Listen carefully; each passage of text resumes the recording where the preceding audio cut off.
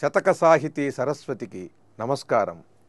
నీ మంత్రంబు సదా సదాశివుడు పత్నీయుక్తుడై కాశీలో నేమంబొప్ప జపించునంచు శృతులన్నిన్నే వర్ణింపగా నేమా నిన్ను నుతించువారము అయినన్ నే నేర్చినట్లెన్నెదన్ రామ రాఘవ రామభద్ర రఘువీర జానకీ నాయక. ఓ శ్రీరామచంద్ర ప్రభు, నీ మంత్రంబు సదా సదాశివుండు.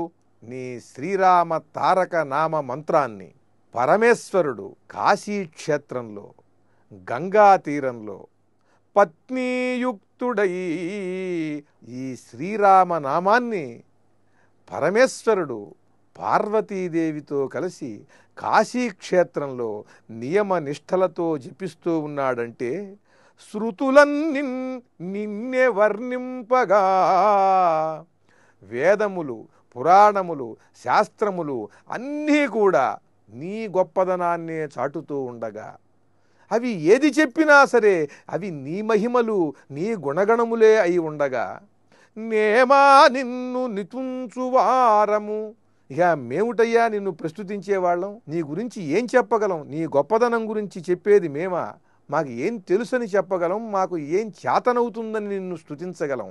నీ గుణగణములను వేదములు నిరంతరము కూడా అవి ప్రస్తుతిస్తున్నాయి, ఘోషిస్తున్నాయి. పరమేశ్వరుడు పార్వతీదేవితో కలిసి కాశీక్షేత్రంలో గంగా తీరంలో నియమముతో నీ నామాన్ని జపిస్తున్నాడు.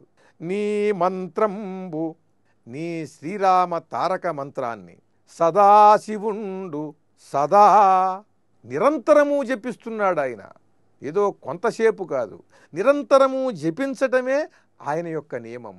నీ మంత్రంబు సదా సదాశివుండు పత్నీయుక్తుడై కాశీలో నేమంబొప్ప జపించునంచు శృతులన్నిన్నే వర్ణింపగా నేమా నిన్ను నుతించువారమైనన్ నే నేర్చినట్లెన్నెదన్. ఆ పరమేశ్వరుడు పార్వతీ సహితుడై కాశీక్షేత్రంలో నీ మంత్రాన్ని నిరంతరం జపించవచ్చుగాక. అది ఆయన శక్తికి సాధ్యమయ్యేటువంటి పని ఆయన చేస్తున్నాడు. శృతులన్నీ, వేదములన్నీ కూడా నీ మహిమలను, నీ గుణగణములను వర్ణించుగాక. అవి వాటి స్థాయికి అవి చేస్తున్నాయి. నేను చెయ్యలేను అని నేను ఊరుకోలేనయ్యా. నేను కూడా నేర్చినట్లెన్నెదన్, నేను తెలుసుకున్నట్టుగా, నాకు చేతనైనట్టుగా, నా శక్తి మేరకు నేను కూడా నిన్ను ప్రార్థన చేస్తాను, నిన్ను ప్రస్తుతిస్తాను. రామ రాఘవ రామభద్ర రఘువీర జానకీ నాయక. రామ రాఘవ రామభద్ర రఘువీర జానకీ నాయక అంటూ నాకు చేతనైనట్టుగా నేను కూడా నిన్ను ప్రస్తుతిస్తానయ్యా.